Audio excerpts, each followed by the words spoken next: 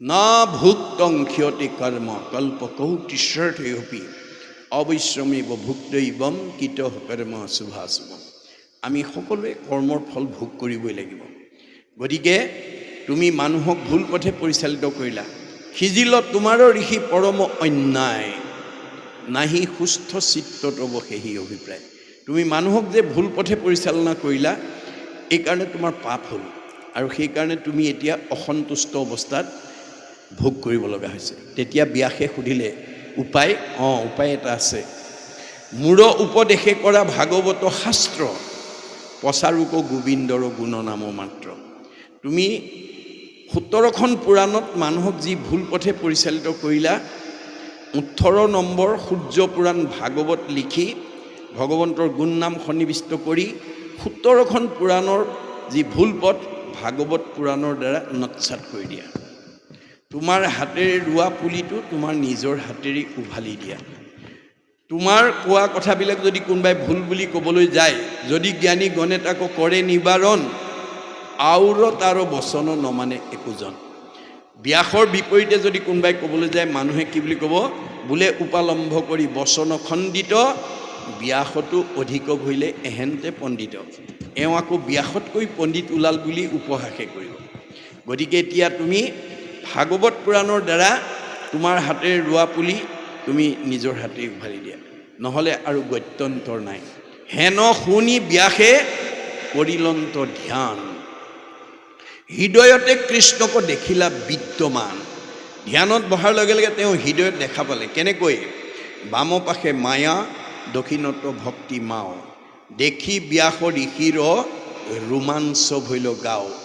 মায়াই বান্ধন্ত ভক্তি মাও মেলাৱন্ত, দুহান্তু মধ্যত আছা ভগৱন্ত। আমাৰ প্ৰত্যেকৰ হৃদয়তে ভগৱন্ত আছে, কিন্তু পথ দুটা দিছে, এটা বাওঁ এটা সোঁ, এটা আগম এটা নিগম, এটা প্ৰবৃত্তি এটা নিৰ্বৃত্তি, এটা সকাম এটা নিষ্কাম, এটা সগুণ এটা নিৰ্গুণ। আমি এতিয়া কোন পথে যাব লাগিব? ব্যাসৰ দৰে বিদগ্ধ পণ্ডিতে বাওঁ পথে যোৱাৰ কাৰণে তেওঁ দেখিলে মায়ে বান্ধন্ত ভক্তি মাও মেলাৱন্ত। এতিয়া আমাৰ 17খন পুৰাণৰ মতে আৰু বেদৰ আগম মতে চলা মানুহৰ সংখ্যা বেছি। মনত ৰাখিব দেই এই কথাটো। এয়া ভগৱন্তৰ ইচ্ছা, এয়া ভগৱন্তৰ মায়া। গতিকে বাওঁফালে যোৱা মানুহৰ সংখ্যা বেছি। 17খন পুৰাণৰ মতে ধৰ্ম আচৰণ কৰি থকা আৰু বেদৰ আগম মতে কাম কৰি থকা মানুহৰ সংখ্যা বেছি। এয়াই হৈছে ভগৱন্তৰ বিনোদ বিলাস আনন্দ। বৈদিক যুগৰ পৰা পৃথিৱী থকালৈকে আমাৰ বাওঁফালে যোৱা বেদৰ আগম পথে যোৱা মানুহৰ সংখ্যা সদায় বাঢ়ি থাকিব, নিগম পথে যোৱা সংখ্যা কমাই ৰাখে। কিয়? বেয়াৰ সংখ্যা যদি বেছিকৈ নাৰাখি ভালৰ সংখ্যা বেছিকৈ দিয়ে, তেতিয়া কম বেয়াবিলাকক সোনকালে ভাল কৰি পেলাব। ফলত ভগৱন্তৰ মায়াৰ বজাৰখন বন্ধ হৈ যাব। সেইকাৰণে তেওঁ মায়াৰ বজাৰখন অটুট ৰাখিবৰ কাৰণে সদায় বাওঁফালে যোৱা মানুহৰ সংখ্যা বেছি ৰাখে। এতিয়া 17খন পুৰাণ আৰু বেদৰ যিটো আগম মতে আমাক কি কৈ আছে বাৰু শাস্ত্ৰই? হে জীৱশ্ৰেষ্ঠ মানুহ, তোমালোকে পৃথিৱীলৈ মানুহ নামৰ উপাধিটোলৈ অহাৰ লগে লগে তোমালোকৰ ভগৱানৰ ওচৰত 5টা ধাৰ লাগি আহিছে, আৰু এই 5টা ধাৰ পৰিশোধ কৰিবৰ কাৰণে তোমালোকে নিতৌ পঞ্চযজ্ঞ কৰিব লাগিব। কি কি যজ্ঞ কৰিব লাগিব? ঋষি যজ্ঞং, দেৱযজ্ঞং, ভূতযজ্ঞং চ সৰ্বদা, নিঃযজ্ঞ পিতৃযজ্ঞস্য যথাশক্তি ন হাপয়েৎ। ঋষি যজ্ঞ বেদাদি পাঠ কৰিব লাগিব, দেৱযজ্ঞ হোম দিব লাগিব, পিতৃযজ্ঞ শ্ৰাদ্ধ দিব লাগিব, ভূতযজ্ঞ বলি দিব লাগিব, আৰু নিঃযজ্ঞ অতিথি সেৱা কৰিব লাগিব। এই 5টা যজ্ঞ কৰিলেহে আমি 5টা ধাৰৰ পৰা নিজক মুক্ত কৰিব পাৰিম। গুৰুজনাৰ প্ৰপন্ন শিষ্য মাধৱদেৱ আৱিৰ্ভাৱ হৈ জীৱশ্ৰেষ্ঠ মানুহক ক'লে, হে জীৱশ্ৰেষ্ঠ মানুহ, বেদৰ যি আগম আৰু 17খন পুৰাণৰ যিটো মত যে মানুহ নামৰ উপাধি হোৱাৰ লগে লগে 5টা ধাৰ লাগি অহা কথাটো সঁচা, কিন্তু 5টা ধাৰ পৰিশোধ কৰিবৰ কাৰণে বেদৰ পৰিপন্থী যি পঞ্চযজ্ঞৰ কথা কৈছে, এই যজ্ঞ নকৰাকৈ অতি সহজতে আমি মুক্তি পোৱাৰ পথটো মাধৱদেৱে দি থৈ গৈছে। ভক্তি ৰত্নাৱলীত কৈছে, অপিতৃভূত পতিদেৱ ঋষি কুৰ্হিদৰ উপজিলে তা সম্ভাৰ ঋণী হুৱেনৰ হোমে দেৱ ঋণ খোজে তৰ্পণে ঋষিৰ বলিদানে ভূত শ্ৰাদ্ধ আদিয়ে পিতৃৰ সমভাৱে কুৰ্হিদ খবৰ খোজে ঋণ এহিমতে ঋণী সদা ভকতিবিহীন। আমি যদি আজিৰ দৰে ভাগৱত নুশুনো, কীৰ্তন নপঢ়োঁ, নাম নাগাওঁ, তেতিয়াহ'লে আমি এই 5টা যজ্ঞ কৰিব লাগিব। কিন্তু আমি মুক্তিদাতা ভগৱন্তৰ চৰণত আশ্ৰয় গ্ৰহণ কৰি যদি আমি ঈশ্বৰৰ নাম লওঁ, কায় বাক্য মন কৰি নিশ্চয় যিজন মুকুন্দৰ চৰণত পখিল শৰণ তাৰ খবৰ ঋণ খোজা গৈল সমস্তৰে নকৰি ঋণী আৰু নুহি সিটো নৰে। আমি যদি আজিৰ দৰে ঈশ্বৰৰ কথা শুনো, গাওঁ, কওঁ আৰু ঈশ্বৰত শৰণ লওঁ, আমাৰ এই 5টা ধাৰ আমাৰ আপোনা আপুনি নাইকিয়া হৈ যাব। এইটো হৈছে সাৰ্বজনীন সনাতন ধৰ্মৰ পথ। মহাপুৰুষ শংকৰ মাধৱে বিশ্ববাসীক, তেওঁলোকে অসমত জন্মগ্ৰহণ কৰি অসমবাসীকে দিয়া নাই, কোনো অনুষ্ঠান প্ৰতিষ্ঠানক, সংঘ অনাসংঘ বামুণীয়া কীৰ্তনীয়া সত্ৰ সমাজক কোৱা নাই। বিশ্ব মানৱক উদ্দেশ্যি তেওঁলোকে এই ধৰ্ম প্ৰচাৰ কৰি থৈ গৈছে, যাক সাৰ্বজনীন সনাতন ধৰ্ম বুলি কয়। গতিকে এতিয়া কলি যুগত ভাগৱতৰ গুণানুকীৰ্তনৰ বাদে আমাৰ আৰু বিকল্প নাই। আপুনি মইনো কোন?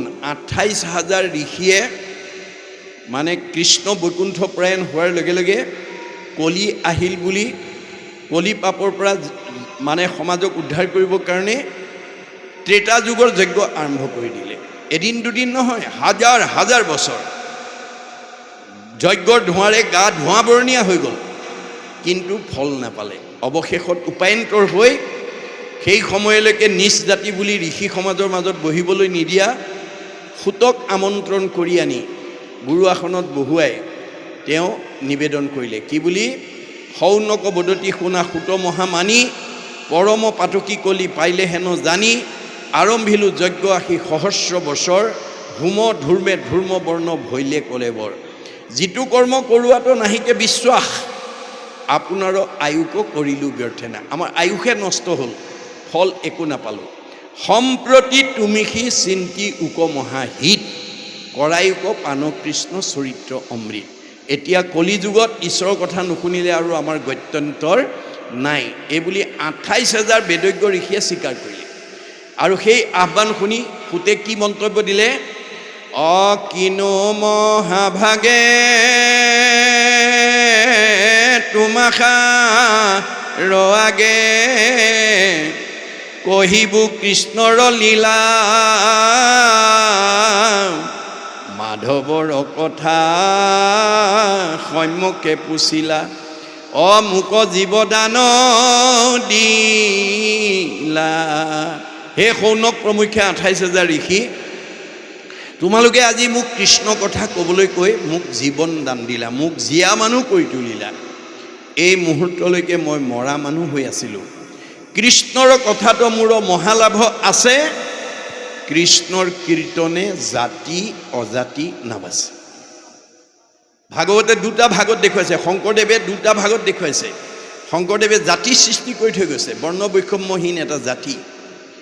দেহৰবিলাকৰহে জাত পাত আছে, আত্মাৰ নাই। গতিকে আমি বিনাশী দেহ ধৰ্ম এৰি আত্মা ধৰ্ম ল'ব লাগিব। গতিকে সুতেও সেই কথাটোৱেই কৈছে যে কৃষ্ণৰ কথাটো মোৰ মহালাভ আছে, কৃষ্ণৰ কীৰ্তনে জাতি অজাতি নাবাছে। তে এই দৰ্শন আমাক ভাগৱতে দিছে। আমি এই নীতি আদৰ্শৰে আমি যাতে তৃণমূল ঘৰখন, আমাৰ পৰিয়ালটো, আমাৰ সমাজখন, আমাৰ পৰিৱেশটো আমি যাতে ভাগৱতৰ নীতি আদৰ্শৰে আগুৱাই যাব পাৰোঁ। এতিয়া 9জন সিদ্ধ পুৰুষে নিমি ৰজাক এই কথাখিনি কৈ আছে। তেওঁলোকে মানে ইয়াৰ মাজেদি দেখুৱাই আছে যে ঋষিমুনিসকলে বা বেদৰ যিটো আগমপন্থীসকলে প্ৰলোভন দেখুৱায়। যেনেকৈ এটা সৰু ল'ৰাই বেমাৰ হ'লে ঔষধ খাব নিবিচাৰে, কাৰণ ঔষধটো তিতা কাৰণে ল'ৰা ছোৱালীয়ে ঔষধ খাব নিবিচাৰে। তেতিয়া মাকে কি কৰে? প্ৰথমতে গুড় অকণমান হাতত লৈ মুখত লগাই দিয়ে। গুড়কণ মিঠা পাই পেলাই তেতিয়া সেই মিঠা খোৱাৰ চলতে তেওঁ তিতা ঔষধটো খুৱাই দিয়ে। ঠিক তেনেকৈ আমাৰ বেদৰ আগমবাদে আমাক প্ৰলোভন দি দিয়ে যে এইটো কৰিলে তোমালোকৰ এইটো হ'ব। তাৰ মাজেদি তেওঁ যে সকামৰ পিছৰ পৰা যেতিয়া গৈ ভাগৱত শুনিব তেতিয়া নিষ্কাম পথলৈ উত্তৰণ হৈ গুচি যাব। যে আমি প্ৰথম শুনিবলৈ আহিব লাগিব। কথা শুনিলেহে গুচে মনৰ সংশয়। আমি যদি নুশুনো তেতিয়া আমি পৰম্পৰাকে যদি ধৰ্ম বুলি ভাবোঁ এইটো আমাৰ কাৰণে ভুল হ'ব। আমাৰ পৰম্পৰা ধৰ্ম নহয়। শংকৰদেৱে কৈছে পৰম্পৰা ধৰ্ম নহয়। পৰম্পৰাটো হৈছে এটা সময়ত মানি চলা নিয়ম। আমাৰ ইতিহাসত আমাক কৈছে যে আমাৰ উপৰি পুৰুষসকল যেতিয়া সভ্যতাৰ বিকাশ হোৱা নাছিল, যেতিয়া মানুহে ঘৰ বনাব নাজানিছিল, তেতিয়া আমাৰ উপৰি পুৰুষসকল পৰ্বতৰ গুহাত বাস কৰিছিল। যেতিয়া কাপোৰ বব নাজানিছিল তেতিয়া আমাৰ উপৰি পুৰুষসকলে গছৰ বাকলি পিন্ধিছিল। যেতিয়া জুইৰ ব্যৱহাৰ নাজানিছিল তেতিয়া আমাৰ উপৰি পুৰুষসকলে কেঁচা মঙহ খাইছিল। যেতিয়া পানী ফিল্টাৰ নাছিল তেতিয়া মানুহে পুখুৰী নদীৰ পানী খাইছিল। আজি খাব নেকি? নাখায়। কাৰণ সভ্যতা বিকাশশীল, সময় গতিশীল, যুগ গতিশীল, জীৱন গতিশীল, সুখ দুখ গতিশীল, জগত গতিশীল, ধৰ্ম গতিশীল, পৰম্পৰাও গতিশীল। পৰম্পৰা একেদৰে নাথাকে। এটা এটা সময়ত মানি চলা নিয়ম ই পৰিৱৰ্তনশীল। গতিকে শংকৰদেৱে কৈছে চব পৰম্পৰা এৰিবও নালাগে আৰু চব পৰম্পৰা ধৰি থাকিবও নালাগে। যিবিলাক পৰম্পৰাত বাস্তৱতা আছে, শাস্ত্ৰসন্মত দিশ আছে, দৰ্শন আৰু বিজ্ঞান আছে, সেইবিলাক শাশ্বত পৰম্পৰা। পৃথিৱী থকালৈকে, মানুহ জাতি থকালৈকে আমি সেই পৰম্পৰা মানি চলিব লাগিব। কিন্তু যিবিলাক পৰম্পৰাত একেটা বস্তু নাই সেইবিলাক পৰম্পৰা আমি এৰিব লাগিব। গতিকে য'ত বাস্তৱতা নাই, য'ত শাস্ত্ৰসন্মত দিশ নাই, য'ত বিজ্ঞান নাই, য'ত দৰ্শন নাই, যেনে আমি বিভিন্ন স্থানত এই গুৰুধৰ্ম প্ৰচাৰ কৰি কেতিয়াবা কেতিয়াবা প্ৰশ্নৰ সন্মুখীন হ'ব লগা হয়। আপোনালোকৰ এইখন সমাজত বা এই সত্ৰৰ এলেকাত বাস কৰা সকলৰ আছে নাই মই নাজানো, কিন্তু বহুত স্থানত আজিও এনেকুৱা নিয়ম আছে, আত্মীয় স্বজন মৰিলে এবছৰলৈকে নামঘৰত, সত্ৰত, সমাজত মানে যাব নিদিয়ে। গতিকে যদি সেই বংশত আকৌ এজন মৰে, আকৌ যদি এবছৰলৈ নিদিয়ে, আকৌ এজন যদি মৰে, এনেকৈ যদি বছৰ পিছত বছৰ মানুহ মৰি থাকোঁতে যদি মানুহক যদি আমি ঈশ্বৰৰ কথা শুনিবলৈ, ক'বলৈ, নামঘৰলৈ যাবলৈ যদি আমি নিদিয়াকৈ বঞ্চিত কৰি ৰাখোঁ, তেতিয়া সেই জীৱটোতো বিপথে গুচি যাব। সেইটো জীৱৰ পৰাটো আমাৰ অনিষ্ট হ'ব। গতিকে এইটো কেতিয়াও শাস্ত্ৰসন্মত দিশ হ'ব নোৱাৰে। জীৱৰটো মৃত্যু নাই। গীতাত কৈছে জীৱৰ মৰণ কহে যিটো জন সবে মিছা মহাভাগ, কৰ্মৰ সংস্কাৰে পুনৰ দেহ লয়, পূৰ্ব দেহ কৰে ত্যাগ। আমাৰ জীৱৰটো মৃত্যুৱেই নাই। মৃত্যুটো দেহৰ আছে। এতিয়া পুৰি পেলালে ছাই হ'ব, পুতি থ'লে পলু হ'ব, পেলাই দিলে বিষ্ঠা হ'ব। গতিকে 10 দিনত দহা, 11 দিনত কাজ, 12 দিনত তৈলস্পৰ্শ কৰিলে জীৱৰ সংস্কাৰ শেষ। কিন্তু আমি যদি পৰম্পৰা, সেই এটা সময়ত তেনেকুৱা নিয়ম আছিলে, সেই সময়ত হয়তো সেইটো ব্যৱস্থা প্ৰয়োজন আছিলে, কিন্তু এতিয়া সভ্যতা বিকাশৰ লগে লগে আমি কিছুমান কথা শাস্ত্ৰসন্মত দিশেৰে, বেদৰ মতেৰে আমি বিচাৰ কৰিব লাগিব। নহ'লে আমি সমাজখনক বিপথে পৰিচালিত কৰা হ'ব। এতিয়া শেষত গুৰুজনাই আমাৰ সকলোকে এটা উপদেশ বাণী দিছে। কি বুলি? শুনা সাৱধানে কহোঁ কৃষ্ণৰ চৰিত্ৰ, হৌক মূৰ তনু মন বচন পবিত্ৰ। কৃষ্ণ কথা নুশুনিলে আমাৰ মন, হৃদয়, কথাবিলাক শুদ্ধ নহয়। মলি কাপোৰত চাবোন চাৰ্ফ নিদিলে মলি কাপোৰ চফা নহয়। এইটো যেনেকৈ বাস্তৱ সত্য। আমিও মনক যেতিয়ালৈকে ঈশ্বৰৰ কথা নুশুনাম তেতিয়ালৈকে আমাৰ মন পবিত্ৰ হ'ব নোৱাৰিব। কৃষ্ণ কথা শুনা আৱেশ সবে সভাসদে, খায়া দায়া বিধনচিয়া পৰম সুখৱে। আমি সুখ দুখ সকলো সময়তে ঈশ্বৰৰ নাম ল'ব লাগে। সুখে দুখে মুখে জুনু চাৰে ৰাম নাম। গতিকে দুখত পৰিলোঁ বুলি নাম নল'লে সি কেতিয়াও উদ্ধাৰ হ'ব নোৱাৰিব। গতিকে সুখ দুখটো আমাৰ কৰ্মফল। আমি পূৰ্বজন্মত কিবা ভুল কৰ্ম কৰি অহাৰ কাৰণে এই জন্মত হয়তো দুখ কষ্ট ভুগি আছোঁ। কিন্তু এই জন্মত ভাগৱত শুনি যদি আপুনি বেয়াবিলাক এৰি ভাল ল'ব পাৰে, তেতিয়া আমি পূৰ্বৰ সেই কৰ্মবন্ধৰ পৰা আমি মুক্তি পাব পাৰিম। আৰু ভাগৱত শুনাৰ লগে লগে পূৰ্ব কৰ্মবন্ধবিলাক আমাৰ ছেদ হৈ যায়। ভিদ্যতে হৃদয় গ্ৰন্থি ছিদ্যতে সৰ্বসঞ্চয়। আমি ভাগৱত নুশুনালৈকে আমি পূৰ্ব কৰ্মবন্ধৰ পৰা মুক্ত হ'ব নোৱাৰিম। সেইকাৰণে আমি ভাগৱত শুনিব লাগিব। কৰ্মবন্ধ অসীম, মুখ্যতম কৰ্মবন্ধ পাপ আৰু পুণ্য। মনত ৰাখিবা দেই, কৰ্মবন্ধৰ সীমা নাই, অসীম কৰ্মবন্ধ। তাৰ ভিতৰত মুখ্যতম কৰ্মবন্ধ হৈছে পাপ আৰু পুণ্য। এই দুটা আমি যাওঁতেও লৈ যাওঁ, আহোঁতেও লৈ আহোঁতে। আপুনি যিমান পকা ঘৰ বনালে, গাড়ী মটৰ কিনিলে, সম্পত্তি ল'লে, চব এৰি থৈ যাব লাগিব। পুত্ৰ ভাৰ্যা ঐশ্বৰ্য থাকিবে ঐতে পৰি, পাপ পুণ্য দুই যাব লগত সত্তৰি। আমাৰ লগত পাপ আৰু পুণ্য দুটা যাব। আপুনি আজিৰ দৰে ভাগৱত শুনি কিমান পুণ্য অৰ্জন কৰিছে আৰু নুশুনি আনক কিমান হিংসা অন্যায় কৰি পাপ অৰ্জন কৰিছে, সেই দুটা বস্তু আমাৰ লগত যাব। এই দুটা পিছফালে লাগি যায়। যদি পুণ্যৰ টোপোলা বেছি হয়, আপগ্ৰেড, ওপৰলৈ যাব। এতিয়া য'ত আছে তাতকৈ বহুত ওপৰলৈ যাব। যদি পাপৰ টোপোলা বেছি হয়, এতিয়া য'ত আছে তাতকৈ আৰু তললৈ যাব। নিজ যোনিত জন্মগ্ৰহণ কৰিব, নিজ ঠাইত জন্মগ্ৰহণ কৰিব, দুখ ভুগিবৰ কাৰণে আহিব লাগিব। আৰু পুণ্য লৈ গ'লে সুখ ভোগৰ কাৰণে আহিব লাগিব। গতিকে আহোঁতে সি ওপৰ ফালে লাগি আছে, সুখ আৰু দুখ। আপোনাৰ এইখন গাঁৱতে মানুহ কোনোবা সুখত আছে, কোনোবা দুখত আছে। গাঁও একেখনেই, সীমা একেটাই। কিয়? কৰ্মফল। মনত ৰাখিব কথাটো। গতিকে এই দুটা ওপৰ ফালে লাগি আহে। এতিয়া উদ্ধৱে প্ৰশ্ন কৰিলে, যদি পুণ্য লৈ গ'লেও আহিব লাগে আৰু পাপ লৈ গ'লেও যদি আহিব লাগে, তোমাৰ ওচৰলৈ কেনেকৈ যাম? তেতিয়া কৃষ্ণই উত্তৰত কৈছে, মাধৱে বুলন্ত সখী শুনা সবে ভেদ, মূৰ ভকতিহে কৰে কৰ্মবন্ধ ছেদ। আপুনি ভাগৱত শুনাৰ লগে লগে পাপ আৰু পুণ্য প্লাছ মাইনাছ 0 হৈ যাব। সেইদিনাখন আপুনি মানে 3টা লেয়াৰ ভেদ কৰি বৈকুণ্ঠত অৱস্থান কৰিব পাৰিব।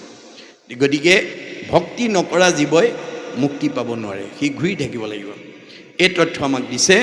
তাৰপিছত কৈছে, নাহি ধন হানি শৰীৰতো একো শ্ৰম, কৰ্ণৰো অমৃত শুনি উক সুখতম। আমি নাম ল'বলৈ কাৰোৰ পৰা ধাৰ কৰিব নালাগে। হিয়াৰ মাজে নামৰ ভাণ্ডাৰ, মুখে বাজ হয়। আপুনি মুখে মাত্ৰ ক'ব লাগে, মানে ৰাম কৃষ্ণ নাম যিটো সদায় ফুৰে গায়, সদায়েই মংগল তাৰ অমংগল নাই। ভগৱন্তৰ নাম এটা যাতে আমি খাওঁতে শুওঁতে, মাধৱদেৱে লিখিছে, পৰে বা পিছলে সৰ্পে বা দংশয়, জ্বৰে তাপ পীড়া কৰে, এতে কতে যদি ৰাম নাম লয়ে, যমজাত না কুতৰে। সকলো দুখৰ পৰা আমি মুক্ত হৈ যাওঁ। এতিয়া আপুনি এই অভ্যাস কৰোঁতে কৰোঁতে যাবৰ সময়ত যদি 3বাৰ কৃষ্ণ বুলি কৈ যাব পাৰে। এতিয়া মাধৱদেৱে ঘোষাত লিখিছে, কৃষ্ণ কৃষ্ণ কৃষ্ণ বুলি যিটো অন্তকালে নিজ প্ৰাণতে যে, আদ্যৰ শৱদে মোক অতীতাংক দিয়, আৰু কিবা বস্তু দিব বুলি আৰু 2 পদে লজ্জা হুয়া, ঋণী ভৈলো বুলি থাকয় মাথা দমায়া। মৰিবৰ সময়ত যদি কোনোবাই যদি 3বাৰ কৃষ্ণ বুলি কৈ মৰিব পাৰে, প্ৰথম কৃষ্ণ শব্দটোৰ কাৰণেই ভগৱন্তৰ সৰ্বোচ্চ প্ৰদত্ত মুক্তিটো দি দিয়ে। আৰু পিছৰ কৃষ্ণ শব্দ দুটাৰ কাৰণে তেওঁৰ হাতত দিবলৈ একো নথকাৰ কাৰণে ঋণী হৈ ৰ'লো বুলি মূৰ দুৱাই থাকে। গতিকে কোননো দুৰ্লভ আছে হৰি সুপ্ৰসন্ন। যদি আমাৰ ভক্তিত যদি ঈশ্বৰ সন্তুষ্ট হয়, আমাৰ দুৰ্লভ বোলা বস্তুত থাকিব নোৱাৰে। এতেকতে যতেক পাতেক হুৱে ক্ষয়, উপজে পৰম পুণ্য হৈ মহোদয়। গতিকে আমি এনেধৰণে নিতৌ কৃষ্ণৰ কথা কৈ শুনি যাতে আমি পুণ্য অৰ্জন কৰিব পাৰোঁ, তাৰ কাৰণে আমি গুৰুত্ব দিব লাগিব। কৃষ্ণৰ চৰণে মিলৈ মহাপ্ৰেম ভাৱ, কি কহিব ইটো কৃষ্ণৰ কথাৰ প্ৰভাৱ। আপোনালোকে এনেধৰণে যদি সঘনে ভাগৱত শুনি থাকিব পাৰে, ইয়াৰ মহিমা কথা কৈ অন্ত কৰিব নোৱাৰে। এইটো হৈছে ধৰ্ম। ঈশ্বৰৰ কথা শুনাটোৱেই হৈছে ধৰ্ম। আৰু ই কি কৰিব? আমাক ইজনে সিজনক ভাল পাবলৈ শিকাব। এইটোৱে ধৰ্ম। সৰ্বপল্লী ৰাধাকৃষ্ণনে ধৰ্মৰ সংজ্ঞা কি বুলি দিছে? Religion binds man to man and man to God. আজিৰ দৰে ঈশ্বৰৰ কথা শুনি থাকিলে, একেলগে মিলি কামবিলাক কৰি থাকিলে ইজনৰ প্ৰতি সিজনৰ প্ৰেম ভাৱটো বাঢ়ি যাব। এইটোৱে ধৰ্ম। সেইকাৰণে ভগৱানে কৈছে মোক ভাল পোৱাৰ আগতে প্ৰথমতে নিজৰ পৰিয়ালটোক ভাল পাবলৈ শিকিবা। মোক ভাল পোৱাৰ আগতে সীমা ঘৰীয়া ওচৰ চুবুৰীয়াক ভাল পাবলৈ শিকিবা। মোক ভাল পোৱাৰ আগতে দেখাজনক ভাল পাবলৈ শিকিবা। দেখাজনকেই যি ভাল নাপায়, নেদেখাজনক ভাল পোৱাৰ অধিকাৰ নাই। আৰু এই আদৰ্শটোৱে আমাক কি কৰিব? যে আপোনালোকৰ এই কামদেৱাল সত্ৰৰ এলেকাত থকা ৰাইজসকলক একতাৰ দোলেৰে বান্ধি ৰাখিব। এই ভাগৱতৰ যদি সঘনে আপোনালোকে শুনি থাকে, আপোনাক একতাৰ দোলেৰে বান্ধি ৰাখিব। সমাজখনক, পৰিয়ালটোক একতাৰ দোলে বান্ধি ৰখাটোৱেই ধৰ্ম বুলি কৈছে। সৰ্বপল্লী ৰাধাকৃষ্ণনে কৈছে religion is that which bind society together. ধৰ্ম সেইটোৱেই যি সমাজখনক একতাৰ দোলেৰে বান্ধি ৰাখে, পৰিয়ালটোক একতাৰ দোলে।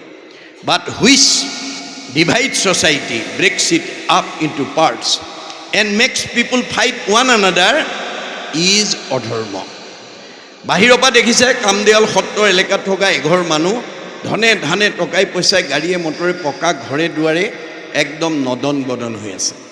ভিতৰলৈ সোমাই গৈ দেখিলে শাহুৱেকৰে বোৱাৰীয়েকৰে মাত বোল নাই, ককাই ভাইৰ মাজত মিলা প্ৰীতি নাই, স্বামী স্ত্ৰীৰ মাজত মনোমালিন্য। এতিয়া সেইখন ঘৰ অধৰ্মী ঘৰ। কামদেৱাল সত্ৰ এলেকাত থকা ডাক্তৰ, ইঞ্জিনিয়াৰ, অফিচাৰ, প্ৰবক্তা, অধিবক্তা, বুদ্ধিজীৱী, জ্ঞানী মানি বহুত উচ্চপদস্থ বিষয়ত চাকৰি কৰা মানুহ আছে।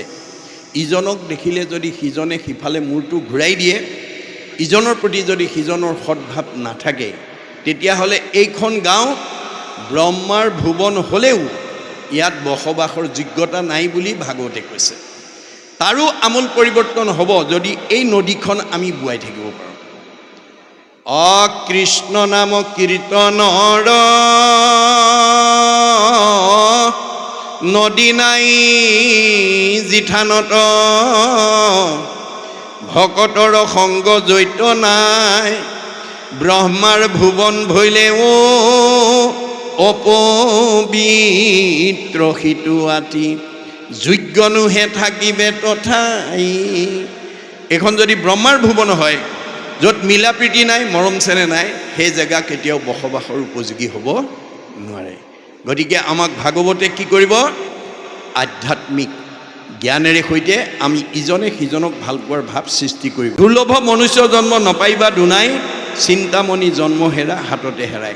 বহুত চিন্তামণি মানে বহুত যত্ন কৰি, বহুত সাধনাৰ ফলত পোৱা জন্ম। মানুহ জন্ম হ'বৰ কাৰণে আমি কিমান জন্ম অতিক্ৰম কৰি আহিছোঁ। বেদত কৈছে বিংশতি লক্ষণম স্থাৱৰম। আমি প্ৰত্যেকেই 20 লক্ষ বাৰ বিভিন্ন প্ৰজাতিৰ গছ গছনি হৈ আহিছোঁ। নৱলক্ষম জলজ, 9 লক্ষ বাৰ আমি বিভিন্ন প্ৰজাতিৰ মাছ মগৰ হৈ আহিছোঁ। নৱলক্ষম কুৰ্মাঞ্চ, 9 লক্ষ বাৰ আমি বিভিন্ন প্ৰজাতিৰ উভচৰ প্ৰাণী কাছৰ জন্ম পাই আহিছোঁ। 30 লক্ষ পশু নাম, 30 লক্ষ বাৰ আমি বিভিন্ন প্ৰজাতিৰ বাঘ, সিংহ, কুকুৰ, শিয়াল, মেকুৰী, গাহৰি হৈ আহিছোঁ। 10 লক্ষ পক্ষী নাম, 10 লক্ষ বাৰ আমি বিভিন্ন প্ৰজাতিৰ চৰাই চিৰিকটি হৈ আহিছোঁ। 70 লক্ষ বানৰা, 4 লক্ষ বাৰ আমি বিভিন্ন প্ৰজাতিৰ বান্দৰৰ জন্ম পাই আহিছোঁ। 2 লক্ষ অৰ্ধমানৱ বা হিতাহিত জ্ঞানশূন্য, 2 লক্ষ বাৰ হিতাহিত জ্ঞানশূন্য অৰ্ধমানৱ চিম্পাঞ্জীৰ দৰে জন্ম ধাৰণ কৰিছোঁ। তথৌ মনুষ্যত্ব প্ৰাপ্য তৎকৰ্মাণি সাধয়ে। এই 84 জুনি অতিবাহিত হৈ সৌভাগ্যক্ৰমে আমি মানুহৰ নামৰ উপাধিটোলৈ প্ৰমোচন পাইছোঁ। এই মানুহ নামৰ উপাধিলৈ প্ৰমোচন পালেই আজিৰ দৰে ঈশ্বৰৰ কথা শুনি ভক্তি কৰি জীৱই মুক্তি পাব পাৰে।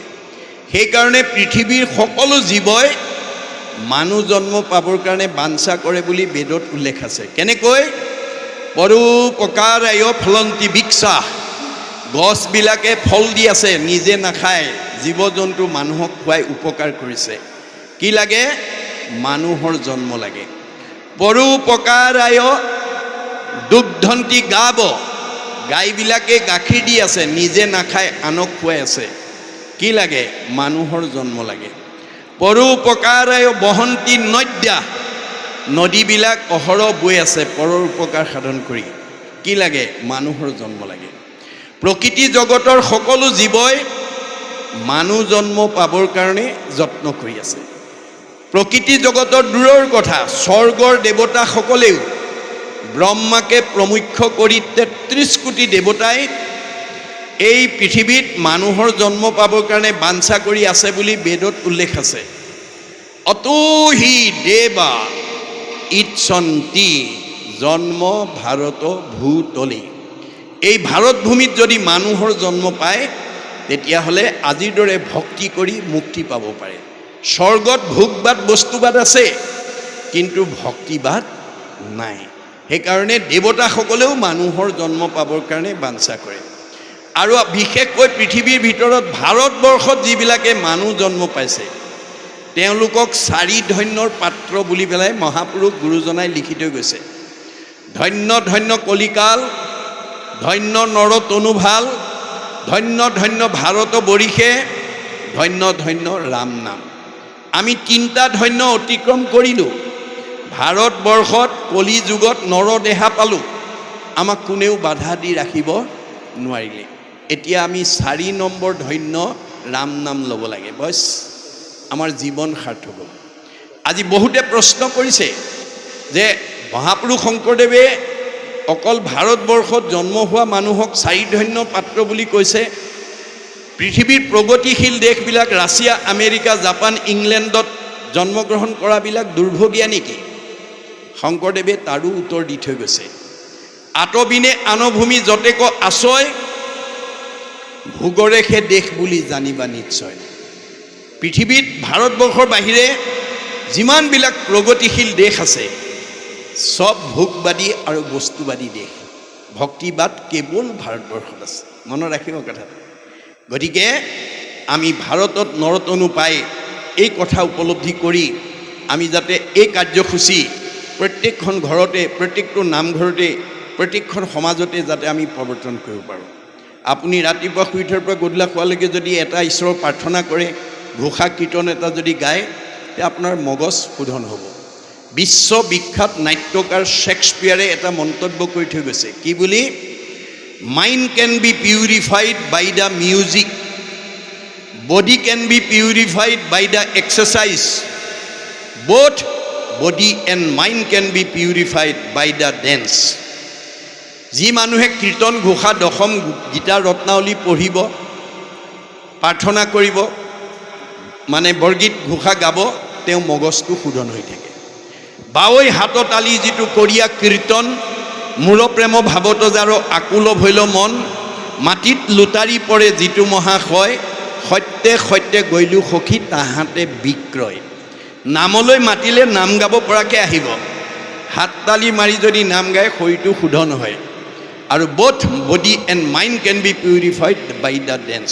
নৃত্য কৰিলে দেহ মন দুইটা শোধন হয়। শংকৰদেৱে এই সত্ৰ বা নামঘৰ এনেই পাতি থৈ যোৱা নাই। ধুনীয়াকৈ সত্ৰ বা নামঘৰ এটা পাতি থ'লেই নহ'ব। আপুনি সত্ৰৰ এলেকাত বা নামঘৰৰ লগত জড়িতসকলে যিখিনি আমি ল'ৰা ছোৱালী জন্ম দিছোঁ, তেওঁলোকক আমি মহাপুৰুষ দুজনাৰ 6খন 12খন নাটৰ পৰা এখন নাটক যদি প্ৰশিক্ষণ কৰ্মশালাৰ দ্বাৰা শিকাই বুজাই যদি এই নামঘৰ বা সত্ৰত যদি পৰিৱেশন কৰিব পাৰে, তেতিয়াহ'লে আপুনি জন্ম দিয়া ল'ৰা ছোৱালীসকলৰ জীৱনলৈ কেনেকৈ আমূল পৰিৱৰ্তন আহিব বেদত উল্লেখ কৰিছে। কেশৱ অগ্ৰে গীতং বাদ্যং নৃত্যং য কৰোতি কলৌ নৰ, পদে পদে অশ্ৰমেধ ফলং প্ৰাপ্নোতি নিত্যস্য। আপুনি জন্ম দিয়া ল'ৰা ছোৱালীবিলাকক যদি নিৰ্গুণ কৃষ্ণৰ গুণলীলা গীত বাদ্য নৃত্য পৰিৱেশনৰ দ্বাৰা নামঘৰত বা সত্ৰত পৰিৱেশন কৰিব পাৰে, তেতিয়াহ'লে সেই শিল্পীসকলৰ প্ৰতিটো খোজৰ মূল্য হ'ব এটা এটা অশ্বমেধ যজ্ঞৰ সমান পুণ্য। আৰু যিসকল দৰ্শকে আহি চাব বা শুনিব, গীতং বাদ্যং নৃত্যং হৰি কথা শুনে স্বপুণ্যাত্মা তলৈকৰ ওপৰে সংস্থিতা। আজি যে আপোনালোকে ভাগৱত শুনিবলৈ আহিলে, ভগৱানে আপোনালোকক ক'ত দিব? তলৈকৰ ওপৰত, অৰ্থাৎ বৈকুণ্ঠ। আমি প্ৰত্যেক দিনে যাতে এক ক্ষণ যাতে ঈশ্বৰৰ কথা শুনিব পাৰোঁ, তাৰ প্ৰতি গুৰুত্ব দিব লাগিব।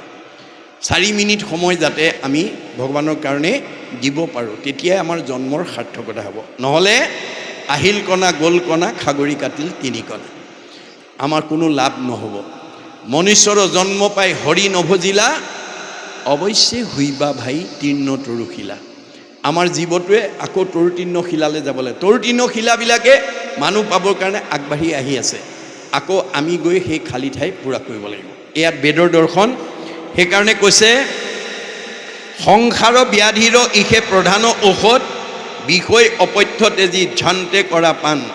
আমি বিষয় চিন্তা এৰি আমি যাতে আজিৰ দৰে কৃষ্ণ কথা শুনাৰ কাৰণে আগুৱাই আহিব পাৰোঁ। কিয়নো 3 বাৰ নৰতনু দেন্তৰংগ কৰি, তৰিব লোকত মুখে হৰি নাম স্মৰি, তথাপিতো যিটো লোক নভৈল নিস্তাৰ, আউৰ পুনৰপি দেহ নাহি জানা তাৰ। ভগৱানে কৃপা কৰি আমাক 3 বাৰলৈকে মানুহৰ জন্ম দিয়ে, যেনে তেনে ঈশ্বৰৰ নামটো মুখত আহি মুক্তি পাওঁ। গুৰুজনে কৈছে, তোমাৰ এইটোৱে শেষবাৰ বুলি ভাবি, এইটোৱে 3 নম্বৰ বাৰ বুলি ভাবি, হেন জানি ভগতিত তেজিও আলাস, আউৰ কি মনুষ্য হুইবা এৰা ইটো আশ। আকৌ মনুষ্য জন্ম পাই ভক্তি কৰি মুক্তি পাম বুলি বাট চাই থাকিলে নহ'ব। এইটোৱে শেষবাৰ বুলি ভাবি আমি যাতে ঈশ্বৰৰ কথা শ্ৰৱণৰ কাৰণে আগুৱাই আহিব পাৰোঁ, আমাৰ পৰিয়ালক যাতে আমি আগুৱাই আনিব পাৰোঁ, তাৰ প্ৰতি আপোনালোকে গুৰুত্ব দিব লাগিব। আলোচনতে অন্তকে সাধিবে সবে কাম, জানিয়া ঘোষিও নিৰন্তৰে ৰাম ৰাম। গতিকে কালে আমাক সকলো নিবিচৰাকৈ কালে আমাক লৈ যাব। চাই থাকোঁতে বাল্য, চাই থাকোঁতে যুৱা, চাই থাকোঁতে বৃদ্ধ, চাই থাকোঁতে জৰা, চাই থাকোঁতে মৃত্যু। আমি দেহটো ৰাখিব নোৱাৰোঁ, কালে হৰণ কৰি থাকিব। গতিকে সময়মতে দৃষ্টিশক্তি থাকোঁতেই, শ্ৰৱণ শক্তি থাকোঁতেই, ভৰিকেইটা আহিব পৰা শক্তি থাকোঁতেই আমি যাতে আজিৰ দৰে অনুষ্ঠানলৈকে নিজৰ লগতে পৰিয়ালবৰ্গক যাতে আনিব পাৰোঁ। কোনোবাই অত্যন্ত সময় নাই, সেৱা এটা যাতে কৰি যাব পাৰে।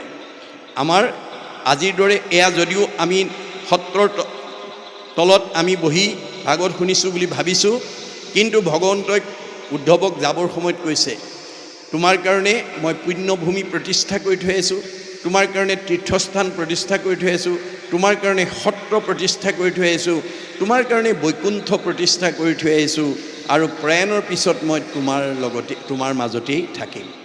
নিশ্চয় কৰি কহোঁ শুনা সাৱধানে তুমি, ভকত যি স্থানে থাকে সেই পুণ্য ভূমি। এয়া আজি পুণ্যভূমি, আৰু এই পুণ্যভূমিত ভকতে শ্ৰৱণ কীৰ্তন মোৰ কৰে যত্ৰ যত্ৰ, দ্বিতীয় বৈকুণ্ঠ সিটো তাকে বোলে সত্ৰ।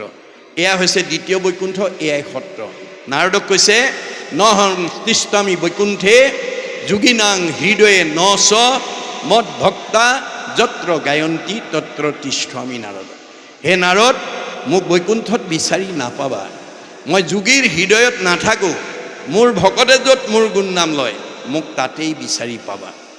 এইটো অকল হিন্দু দৰ্শন নহয়, বাইবেলত কৈছে, হুৱেৰ টু অৰ মোৰ এছেম্বল, যি ঠাইত 2জন বা তাতকৈ অধিক মানুহ গোট খাই, ইন মাই নেম, মোৰ নাম ল'ব, আই এম দেয়াৰ, মই তাতেই থাকোঁ। আজি ভগৱান ইয়াত বিদ্যমান হৈ আছে, আৰু উদ্ধৱকো সেই তথ্য দিছে, মই প্ৰয়াণৰ পিছত তোমাৰ মাজত থাকিম। ক'ত থাকিম? তিৰুদ্ধায় প্ৰবিষ্টু অয়ম শ্ৰীমদ ভাগৱতা নৰ্বম, তে নয় বাংময় মূৰ্তি প্ৰত্যক্ষ বৰ্ততে হৰৈ, শ্ৰৱণাত সেৱনাত দৰ্শনাত পাঠাত পাপনাশিনী। মই প্ৰয়াণৰ পিছত শব্দ ব্ৰহ্ম, বাক্য ব্ৰহ্মৰূপে ভাগৱতত থাকিম। সেই ভাগৱত যদি তুমি সেৱা কৰিব পাৰা, সেই ভাগৱত যদি তুমি দৰ্শন কৰিব পাৰা, সেই ভাগৱত যদি তুমি শ্ৰৱণ কৰিব পাৰা, সেই ভাগৱত যদি তুমি কীৰ্তন কৰিব পাৰা, তোমাৰ চব পাপ মই নাইকিয়া কৰিম। যে পাপ কি? পাপ আমি দেখুৱাই দিয়া বস্তু নহয়।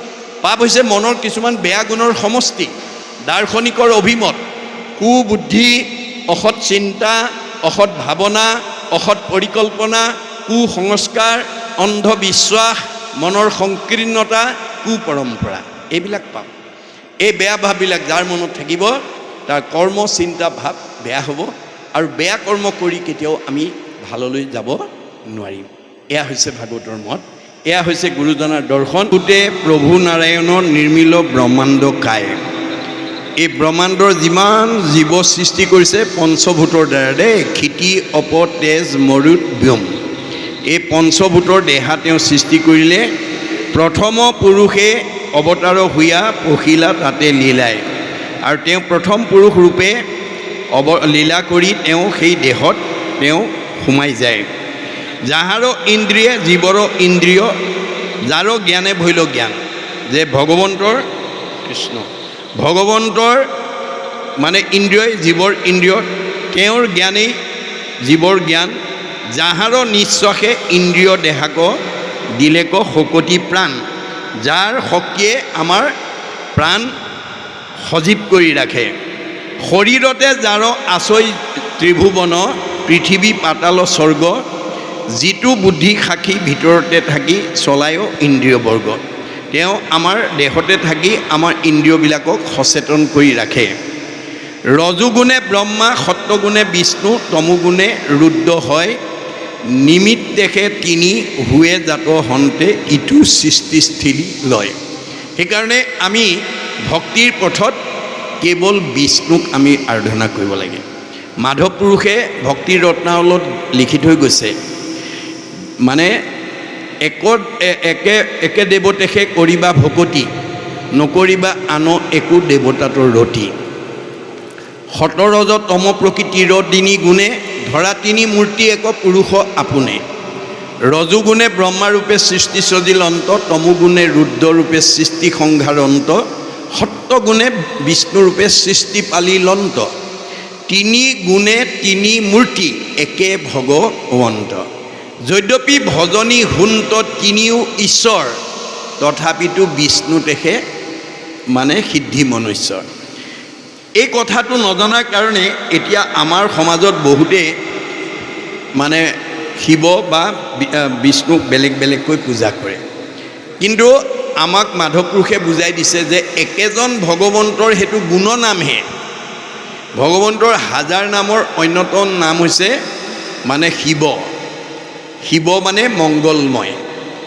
একে বাসুদেৱ দেৱতেষে কৰিবা ভকতি, এক ভগৱন্তত ভক্তি কৰিবা, নকৰিবা আন একো দেৱতাতৰ ৰতি। অন্য দেৱতাত মনোযোগ নিদিবা, কিয়নো ৰজোগুণে ব্ৰহ্মাৰূপে সৃষ্টি সজিলন্ত, তমোগুণে ৰুদ্ৰৰূপে সৃষ্টি সংহাৰন্ত, সত্যগুণে বিষ্ণুৰূপে সৃষ্টি পালিলন্ত।